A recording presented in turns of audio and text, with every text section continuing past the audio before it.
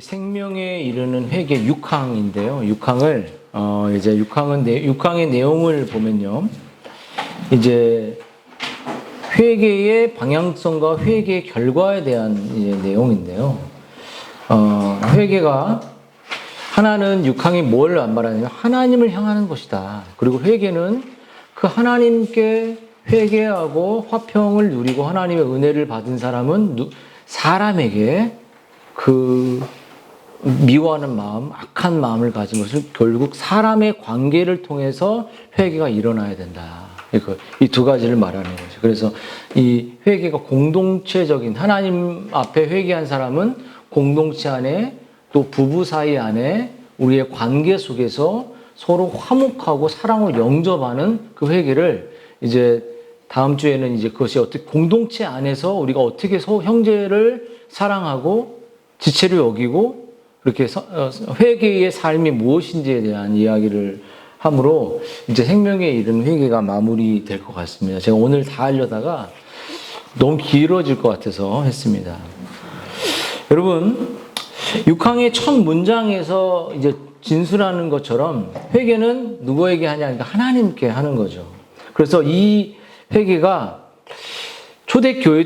초대교회부터 이렇게 사도 시절에 이르기까지 정말 이 교회 안에 주일 오전 시간에 죄 용서를 위한 우리가 공적 기도를 하잖아요. 죄 용서를 구하는 것처럼 그렇게 교회 안에 이렇게 하나님을 향해 회개하고 또 내 회개가 또 공동체 안에서 일어나는 것을 우리가 이제 고백하는 시간을 갖습니다. 그것이 이제 박해가 일어나고 교회가 초대교회를 떠나서 이제 점점 로마 카톨릭화 될 때 이 회개가 로마 카톨릭 때 많은 변질이 일어나요. 어떤 변질이 일어나죠? 이 회개가 하나님을 향해서 회개하는 것이 아니라 그리고 하나님을 향해 회개한 사람이 진짜 사람에게 내가 우리 아내에게 잘못했을 때 하나님께 회개하고 아내에게 진심으로 사과하잖아요. 근데 진심으로 회개하는 마음으로 사과하지 않는 이런 것이 이렇게 하나님으로부터 진짜 회개가 일어나면 그렇게 돼야 되는데 이 로마 카톨릭의 이 회개는 뭐냐면 사제들에게 고해 성사를 한다는 거예요. 그래서 사제들이 없는 지방에 있는 빅 텐트를 치고 이 사제를 모아놓고 이런 사적인 고백을 하고 죄의 사면을 받는 일들이 일어났어요. 그래서 이 죄의 회개를 했을 때 사제들에게 면벌부가 이제 죄가 면제됐다라는 게 발생이 되면서 이게 사람들이 모여주고 약간의 돈이 되니까 면죄부의 수입을 내기 시작했습니다. 그래서 이게 사람에게 이제 회개하는 그래서 사람에게 이 죄를 용서받는 일들이 이렇게 벌어지게 됐죠. 그래서 로마 카톨릭의 이 고해 성사는 초대교회나 개혁신학자들이 추구했던 이 그런 죄의 고백이 아니라 정말 우리가 추구하는 성경적인 회개는 죄는 사람에게 회개하는 것이 아니라 하나님께 죄를 회개한다는 것이죠. 그래서 종교개혁자들의 이러한 이 고백을 정말 이 내용들을 볼 수 있는데요. 시편의 내용을 보면요. 32편에 우리가 찬송했던 것처럼 내가 이르기를 내 허물을 여호와께 자복하리라. 이렇게. 그리고 주께 내 죄를 아뢰고 내 죄악을 숨기지 아니하였더니 곧 주께서 내 죄악을 사하셨다. 그러니까 주님께 하나님께 내 죄악들 숨겨진 죄악들을 고백하는 거예요. 이 고백이 되어지지 않으면 결코 우리가 죄를 범했던 누군가를 상처를 줬던 부모에게 또는 자식에게 우리의 죄를 우리의 허물을 인정하면서 나오지 않아요. 끝없이 자기가 하나님 앞에 우리의 죄를 토설하고 하나님과 화평을 누리자. 이신칭이잖아요. 5장 1절에 의롭다 하면서 하나님과 화평을 누리자 하는 사람은 이제 그런 사람은 화평을 나눌 수밖에 없는데 이제 이 부분들이 우리가 하나님께 죄를 회개하는 일이 없다는 거예요. 그래서 모든 사람들은 하나님께 자기의 죄를 개인적으로 고백해야 하며, 외민 이제 6장 첫 문장이죠. 그래서 죄에 대한 용서를 간구해야 된다. 그럼 하나님이 우리의 죄의 고백을 듣고 용서하신다는 거죠. 근데 여러분, 회개는 근데 어떤 사람이 하나님께 죄를 고백할 수 있을까요? 중요한 것은. 여러분, 회개는 하나님께 죄를 고백하며 나아가는 것인데 사람에게 나아갈 필요 없잖아요. 그렇죠? 그래 안 그래? 그렇지? 어디 갔다 왔어? 어떤 장소로 갈 필요도 없습니다. 그래서 회개는 우리의 지정이 모두를 포함한 전인격의 이 변화를 성령님께서 우리의 마음에 비추고 우리의 양심을 일깨우셔서 하나님의 말씀을 깨닫게 하세요. 그때 만약에 저도 우리 가희에게 이제 제가 우리 엄마의 형제들, 아빠의 형제들을 이렇게 쭉 보면서 남이구나 깨닫고 한 번도 전화 통화 안 해요. 한 번도 서로 찾지 않아요. 근데 장례식 때 오는 게 무슨 의미가 있나 생각이 드는 거예요. 그렇죠? 그게 무슨 의미가 있어요. 내가 그래서 그 고모란 분한테 연락이 왔을 때 장례 때 당신 안 불러 그랬어 내가. 서로 부르지 말자 이렇게. 장례가 치르는데 서로 그것을 감당하고 일을 жил머지려고 하지 않고 떠넘기려고 하는 거는 이게 무슨 장례냐. 그리고 제가 한 번도 안 그러다가 이제 그러니까 놀래겠죠. 그 사람들도. 근데 그게 남이 되는 거예요. 여러분, 그래서 여러분, 회개는 정말 자신의 죄인됨을 깨닫고 하나님께 죄를 고백하는 겁니다. 성령께서 뭐죠? 그래서 진짜 이 가족이 된다는 건 뭐냐면 성령께서 정말 우리의 마음에 찾아오셔서 우리의 본성의 악함을 보는 거예요. 내가 가인이 동생을 미워했잖아요. 그렇죠? 동생을 죽였잖아요. 제가 우리 두 아이한테도 아빠를 너희들이 가장 고통스럽게 만든 건 둘이 싸우는 것이다. 둘이 고자질하는 것이다. 그거는 부모를 칼로 확 찔러버리는 거예요. 그런데도 계속 그 짓거리를 해. 왜 그래? 부모가 아프다니까. 근데 제가 우리 아들한테 아빠가 너무 힘들다. 아빠가 정말 고통스럽게 일하고 쉬지 않고 하고 있다 해도 잘 이해를 못해. 이해를 절대 못하더라고. 그래서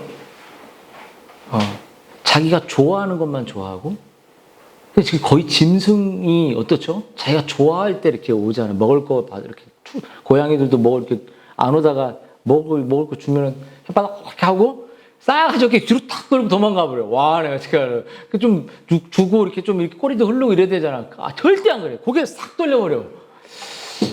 자기 줄 때만 좋아하는 거야. 짐승이야, 짐승. 좋아할 때 사과하고, 좋아할 때 친구하고, 좋아할 때 친해지는 거야. 짐승들만 그렇게 하는 거예요. 그래서 여러분,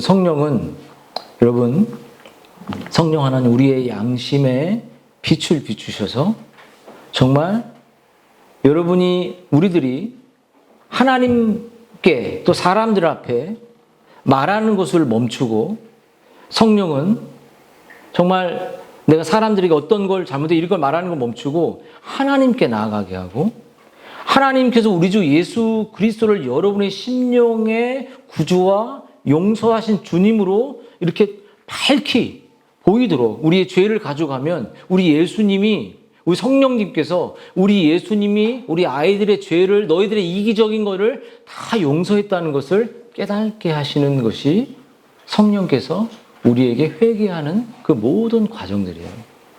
그래서 여러분 철로역정에 회개하는 장면이 나옵니다. 여러분 철로역정에 소망이라는 사람이 나와요. 소망은 믿음으로부터 기도해야 된다는 말을 듣고 이 소망은 기도하기 시작해요. 믿음도 친구잖아요. 그래서 이런 회개, 마음의 변화의 은혜는 생각처럼 이 소망에게 쉽게 일어나지 않았어요. 그래서 그는 이렇게 말했어요. 예, 저는 기도하고 또 기도했습니다. 하지만 첫 번째 기도할 때 안 해주시고, 두 번째 기도할 때도, 세 번째 기도할 때도, 네 번째, 다섯 번째, 여섯 번째 기도할 때도 하나님은 어떤 것도 해주지 않았습니다. 수백 번 더 기도를 그만둘 생각을 했습니다. 그런데 이 그리스도의 의가 없는 세상이 결코 나를 구원해 줄 수 없다는 말이 진실이라고 믿어졌기 때문에 포기할 수 없었습니다. 예수님의 그 용서. 그래서 죽을 때 죽더라도 은혜의 보좌 앞에 죽기로 한 것이지요. 그런 가운데 비록 더딜지라도 하박국의 말씀처럼 말씀이 마음에 떠올라 아버지께서 아들을 계시해 줄 때까지 계속 기도하게 되고 성령께서 이렇게 기도하게 만든 거예요. 이렇게 저는 쉬지 않고 간절히 하나님께 나의 죄인됨을 깨닫고 회개 기도를 했습니다. 이렇게 나아가던 어느 날 하나님께서는 그의 간절한 기도와 소망을 따라 예수 그리스도를 그의 심령의 눈에 보여주셨습니다. 소망의 마음은 기쁨으로 가득 차게 되었고 눈에는 눈물이 가득 고였고 가슴에는 예수 그리스도에 대한 사랑으로 울렁울렁거리기 시작했다는 거예요. 저는 여러분 가운데 좀 아직 회심의 은혜를, 마음의 변화를 갖지 않고 정말 저는 저희 아이들을 볼 때마다 정말 회심하지 않았다는 걸 뼈저리게 느껴요. 교회에 있는 것이 회심이 아니다라는 걸 느낍니다. 자기밖에 모르고 자기 중심밖에 모르는 원래 우리들의 모습이 제 모습을 보고 그 아이들의 모습을 보죠.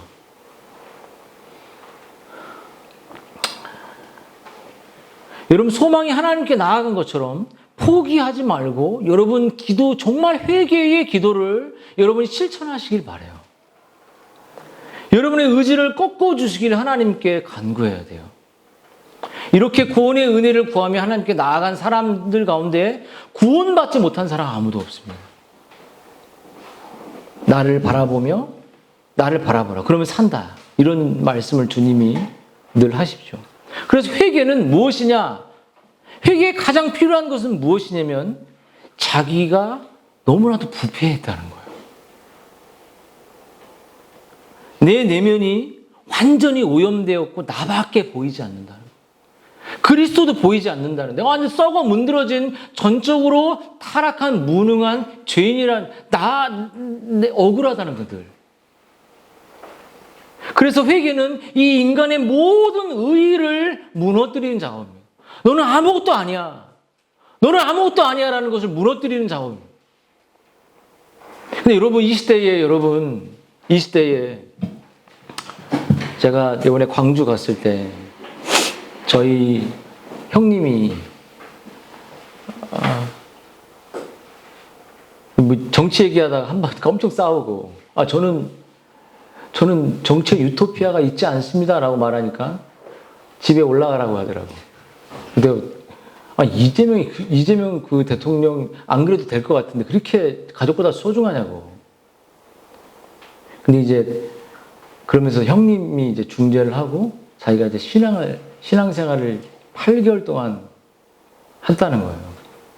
근데 얘기를 쭉 듣다 보면 성가대도 쓰고 그래요. 신기한 일이죠. 근데 복음은 하나도 없습니다. 복음이 하나도 남기지 않고 성가대도 서고 그냥 교회 가면 아이들의 뭐 공부의 굴레에서 벗어나 막 이런 얘기만 한다는 거예요. 여러분 이 시대에 여러분 인간의 우리의 본성의 타락, 우리 인간의 자기중심성, 인간의 무능함, 인간이 목자를 의지하지 않고 자기를 의지하는 이러한 본성을, 자기의 중심의 본성을, 하나님께 나아가지 않는 인간의 부패함을, 그래서 하나님께 나아가지 않기 때문에 지체들에게도 나아갈 수 없는 우리의 타락을 말하는 교회가 얼마나 있습니까? 다 그냥 사교 모임으로 뭐 하나, 아버지 학교, 뭐 학교 이런 거 만들어 놓고, 그 우리 안에 아버지 학교 가서 내가 발 한번 닦아봤는데, 아무 감흥이 없어요. 아무 감흥. 응? 막 펑펑 울더만 눈물도 안 나와. 미워 죽겠어. 발 닦기도 싫어. 다 해봤습니다. 교회에서 가라 그래서. 여러분, 제 자신을 돌아보면서 목회한다는 것 자체가 제 자신의 부패를 보고 소망 없음을 보고 하나님께 나아가는 과정이 가는 이 과정이 바로 제 모습인 거예요. 그렇지 않았으면 저는 월급쟁이가 됐겠죠. 아이들 집 안정적이고 그런데. 여러분, 정말 수없이 우리가 이런 복음을 전할 때 거부하고 셀 수 없을 만큼 받아들이지 않는 사람들이 많을 겁니다. 여러분, 그러면 자기의 부패와 자신의 타락을 깨닫고 무엇을 회개해야 되냐? 그것은 오늘 성경은 회개는 여러분의 영적인 죽은 행실, 죽은 일상, 기독교의 구원의 영광의 무게를 너무나도 가볍게 알고 세상의 무게를, 세상의 아이들 대학을, 아이들의 진로를, 아이들의 그 잘됨을, 이 세상의 구원, 말하는 이 구원과 비교할 수 없는 이 구원과 여러분이 맞바꾸는 거예요. 썩어질 것과 썩지 않은 걸 바꾸는 삶. 여러분 한번 돌아보십시오. 예수님이 여러분의 죄를 위해 죽으셨다는 그 영광스러운 무게가 여러분의 단돈 1,000만 원과 비교할 수 있습니까? 근데 비교가 되잖아요. 1억 주면 예수님 부인할 수 있지 않겠어요? 희연자매? 안 할 거야? 2억. 성인 한 주면은 할 것 같은데, 할 거야? 할 거 안 할 거야? 너를 내가 다시 돌려보내, 예전보다 더 확창되게 돌려보내. 근데 예수님의 사랑은 너 안에 없을 거다. 마귀가 속삭이면 어떡할래? 고개를 대충 쩔르더라고, 지금. 이렇게 탁탁 해야지, 주님, 지금이 좋사오니, 근데 하나님 계속 오래 가게 안 하시죠. 여러분, 죽은 행실이 뭐죠? 하나님께 나아가지 않는 거예요. 왜 우리가 여기 외민이 왜 우리에게 개인에게 지체를 받아들이라고 말하냐면, 우리가 하나님께 나아가서 하나님께 내 죄를 직면하는 일이 없으면 결코 남편에게 나아갈 수 없고 아내에게 나아가고 아이들에게 나아갈 수 없어요. 그러니까 여러분 회개를 한 적이 없을 수도 있어요. 계속 포장하고 그래서 정말 교회 안 가 8개월째 다니다 성가대까지 하는 사람들이 그러면서 담배 피고 그러면서 술 먹고 그런 모습을 보면서 저도 그냥 의아하지만 교회가 그렇게 그 사람의 수준을 요 정도 해도 괜찮게 받아들이는 거예요. 우리의 본성을 안 다루니까. 본성을 다루면 다시 도망가요. 다. 근데 여러분, 마귀는, 그래서 로마서 말씀을 보면요. 여러분, 5장 1절, 의롭다움을 받아 하나님과 화평을 누리자라고 말하고, 성령님께서 하나님의 사랑, 아들을 내어주신 사랑을 우리의 마음에 부은 바 되었다. 이렇게 말해요.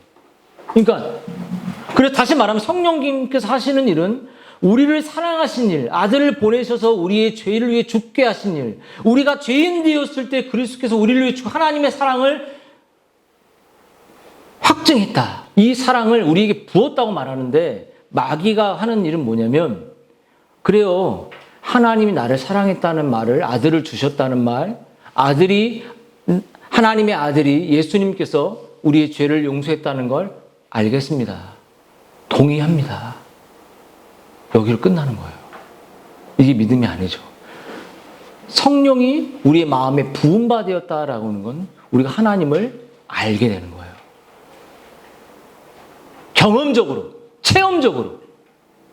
그럼 성령이 우리의 마음에 부어졌다는 건 뭐냐면 하나님이 너희를 사랑해서 그 내 아들을 주었다는 거예요. 그리고 그 아들이 우리의 죄를 용서하셔서 십자가에 죽으셨다는 거예요. 그럼 이 사실을 성령이 우리에게 부게 될 때 우리가 어떻게 될까요, 여러분? 우리 어떻게 돼요? 우리 마음에 어떤 이것을 깨닫게 될 때 우리는 어떻게 됩니까?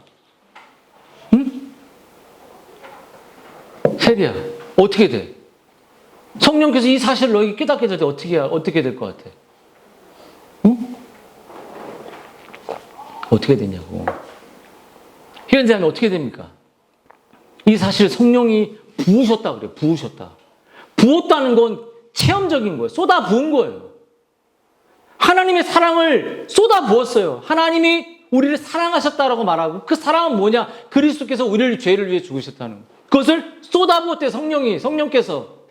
그럼 쏟아 부으면 알아요? 몰라요? 알잖아. 안다는 건 뭐죠? 체험한다는 겁니다. 안다는 건 뭐죠? 내가 이 아이를 알아라는 건 확신하는 겁니다. 어설런스, 확신하게 되죠. 뭘 확신하게 돼요? 내가 믿는 이 하나님, 내가 믿는 이 소망이 얼마나 고귀한지를 확신하게 되죠. 그럼 세상 것을 배설물로 그때 여기게 돼요. 그러면 세상으로부터 돌이키게 되는 거예요. 회개가 일어나는 거예요. 기쁨으로. 사도 바울이 그래서 회심이 일어난 거예요. 내가 이것을 배설물로 여긴다는 거예요. 그럼 여러분의 마음속에 하나님께 나아갔냐고 묻는 거예요. 하나님께 나아가셨습니까? 하나님께 나아가서 죄를 토설했습니까? 하나님의 사랑이 여러분에게 나타났습니까? 하나님의 사랑이 그리스도 안에서 쏟아 부어졌냐고 성령께서. 그러면 확신하게 된다는 건 뭐예요? 내 죄를 끊어내는 거예요. 내가 다시는 거짓된 삶으로 살지 않겠다. 이제 부패한 내 본성으로 가지 않겠다. 그런 거잖아요. 이게 회개잖아요. 근데 여러분, 그리고 이 확신이 얼마나 탁월하냐면 내가 누리고 있는 최고의 가치라고 여겼던 것이 이제 가치 있는 게 아니야. 그냥 필요해서 쓰는 것뿐이야. 이걸 쫓아가지 않는 거예요. 그럼 이 회개가 없는 사람들은 여러분들이 아직은 천국 백성이라고 말할 수 없는 겁니다. 왜 자기가 이렇게 말하는 이 심판의 메시지가 이런 메시지가 있어도 왜 회피하려고 하고 백화점 왔다가 나를 안 건드리는 이 교회 갔다 왔다 이런 식으로 교회 다니냐고요. 그럼 종교개혁자들이 그냥 청교도들이 대충 설교했겠죠. 여러분, 이 확신은 단지 체험적인 게 아니라 역사적인, 객관적인, 사도적인, 개혁주의적인 성경의 진리에 근거한 확신인 거예요. 이 확신을 내 안에 들어오게 될 때 뭐가 맞다는 거예요? 성경이 맞다는 거예요? 하나님 맞다는 거예요? 내 주관이 맞다는 거예요? 뭐가 맞아요? 하나님 맞다는 거예요. 그때 돌이키게 되는 거예요. 억지로 돌이키는 게 아니라 너무 그 사랑에 압도되고 그 사랑에 함몰되어 돌아서게 되는 거예요. 내 부모가 나를 위해 이렇게 헌신했구나. 내 부모의 얼굴과 손과 몸과 발을 보면서 나를 위해 헌신했구나 라고 확신하게 될 때 내가 부모에게 순종하지 않은 죄를 돌이키는 거예요. 부모를 사랑하면서 부모의 눈을 보면서 날 쳐다봐. 확신하는 거예요. 가훈아, 아빠를 딱 봐봐. 확신해? 아빠 사랑하는 확신해? 그럼 서로 사랑해야 돼. 시온아, 아빠의 눈을, 엄마의 눈을 봐. 무서워? 문율아, 너 보고 있어? 확신하고 있어? 하나님 너를 사랑한다는 거? 여러분, 그래서 그럼 이럴 때 우리는 이 확신이 될 때 오늘 해를 두려워하지 않는 것은 이렇게 나오잖아요. 그러니까 해가 고통이 없는 게 아니라 무섭죠. 이거를 두려움을 이길 수 있는. 확신을 통해 두려움을 이기는 신앙으로 가는 겁니다. 이것이 회개로부터 생명에 이르는 회개라는 것이 뭐냐면 내가 하나님의 죄를 자복하게 되면 하나님은 우리에게 막바로 아들 예수님을 보이며 내가 너를 얼마나 사랑했다는지 선포하시며 그 성령은 우리에게 그걸 부어줘 버려요. 그때 확신하게 되죠. 그래서 여러분, 토마스 보스톤이 한 8가지 정도, 몇 가지 정도를 어떻게 우리가 회개할 수 있는가를 권면을 하고 오늘 하나님께 회개하는 것에 대한 부분을 맞추려고 합니다. 여러분, 죄인이 이 고집과 완고함에도 하나님의 말씀은 들을 귀 있는 자를 위해 회개에 대한 은혜를 우리에게 허락해 주십니다. 우리가 아직 회심하지 않은 자에게 회개를 권하고 여러분이 회심하지 않은 지체들에게, 친구에게 회개를 권할 수 있도록 다시 천국의 백성으로 그 길로 갈 수 있도록 이 동기를 토마스 보스턴이 우리에게 주고 있는 거예요. 첫째로는 뭐냐? 회개하는 것은 1번이라고 말할게. 적어. 1번. 집중해. 딴 생각하지 마. 회개하는 것은 하나님이 당신에게 명령하신 의무라는 거예요. 사도행전 17장 3절이에요.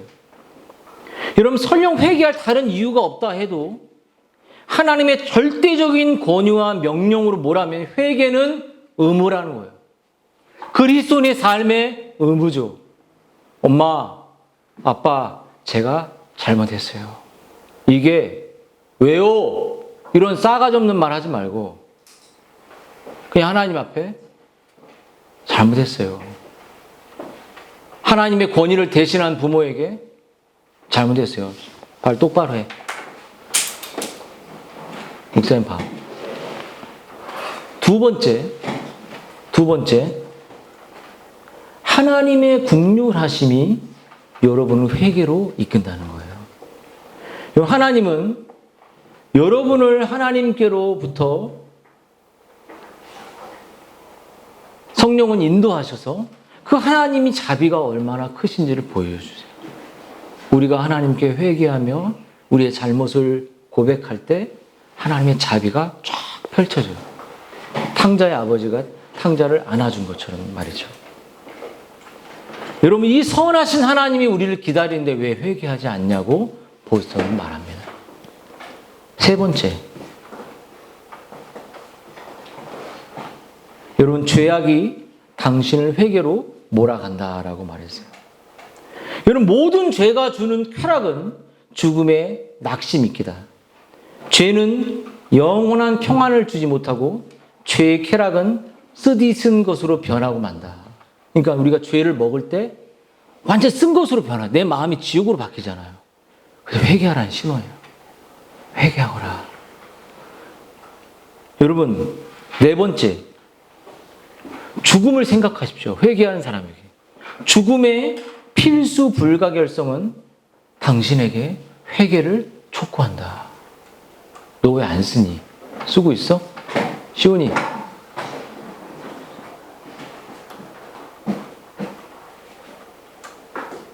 딴 데 집중하지 마.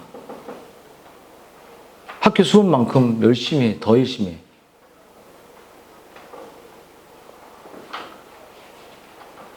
여러분 당신이 살아계신 하나님을 대면한, 여러분이 하나님을 대면할 준비가 되어 있습니까? 라고 묻고 있어요. 온율이 죽으면 천국 갈 수 있을 것 같아? 우리 시온이 죽으면 천국 갈 수 있을 것 같아? 목사님 봐. 딴 데 보지 말고. 생각하면 이미 못 가는 거야. 생각할 시간이 어딨어.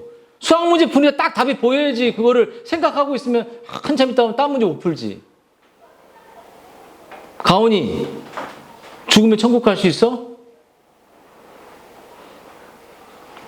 큰 가온이 죽으면 천국 갈 수 있어 없어?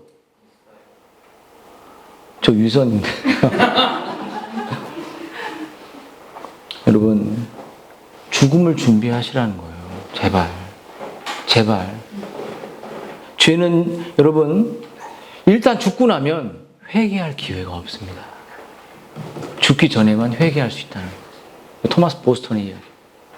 다섯 번째, 하나님의 의로운 심판이 당신이 회개할 것을 그러니까 심판이 있다는 거예요.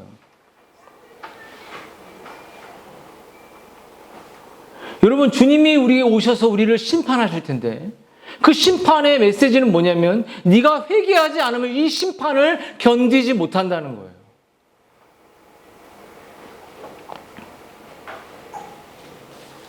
그럼 여섯 번째,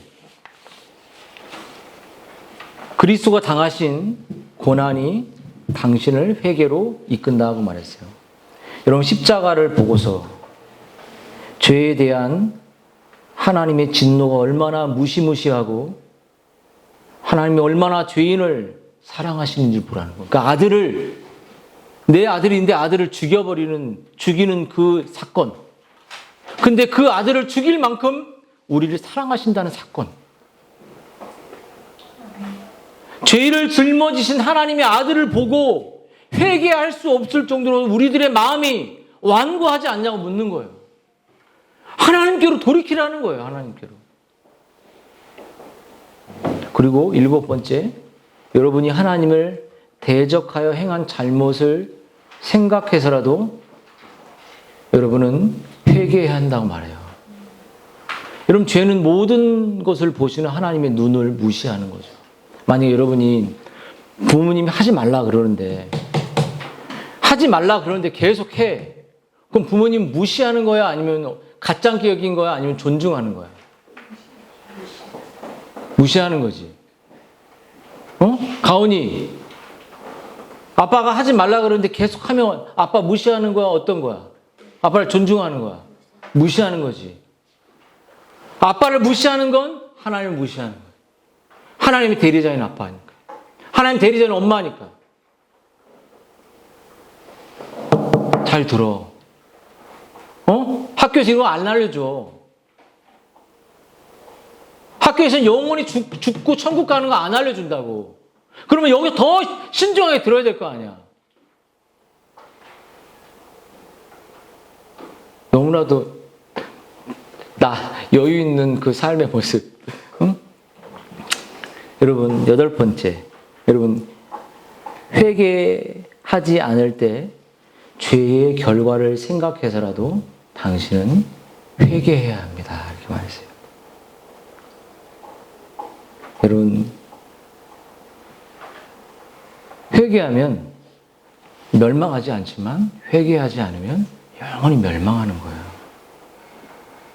여러분, 우리가 회개하면 우리의 죄는 그리스도 안에서 용서되지만 회개하지 않으면 우리는 심판에 처하게 된다는 겁니다. 여러분, 이것이 토마스 보스턴이 우리에게 주는 회개의 경종인데요. 여러분, 마틴 루터가 자신의 종교 개혁을 하면서 로마 카톨릭 신부가 개신교로 기독교로 종교 개혁을 하면서 95개조에서 뭐라고 말했냐면 우리의 주와 선생이신 예수 그리스도가 회개하라고 명령했다. 마태복음 4장 10절에 공생애를 시작하면서 예수님이 회개를 선포하셨다는 거예요. 영혼의 변화와 돌이킴. 이 돌이킴 하나님의 사랑으로 돌이키라는 거죠. 이렇게 하라고 말씀하셨을 때 믿는 자는 일생 전체가 회개의 삶을 살기를 원하셨다고 쓴 것으로 유명한다는 거예요. 여러분, 우리 헛된 생각, 우리 헛된 욕망, 우리 헛된 세상적인 것들, 우리의 달란트가, 우리의 재능들이 누구를 위해 준 겁니까? 나를 위해 준 겁니까? 아니죠. 주인을 이롭게 하기 위해 준 거잖아요. 2달란트, 5달란트. 땅에 파둔 악한, 자기만을 추구하는 악하고 게으른 달란트는 받은 사람은 결과가 어떻게 해요? 그것을 빼앗기고, 죽음으로 빼앗기고 지옥에 갔잖아요. 슬피 울며 떨어졌잖아요. 우리에게 주신 시간, 우리에게 주신 재능, 우리에게 주신 에너지, 우리에게 주신 예배 드릴 수 있는 이 시간에 우리 해야 될 건 뭐냐? 주인을 집중하는 거예요. 하나님이 이롭게 하기 위해서 깨어있는 겁니다.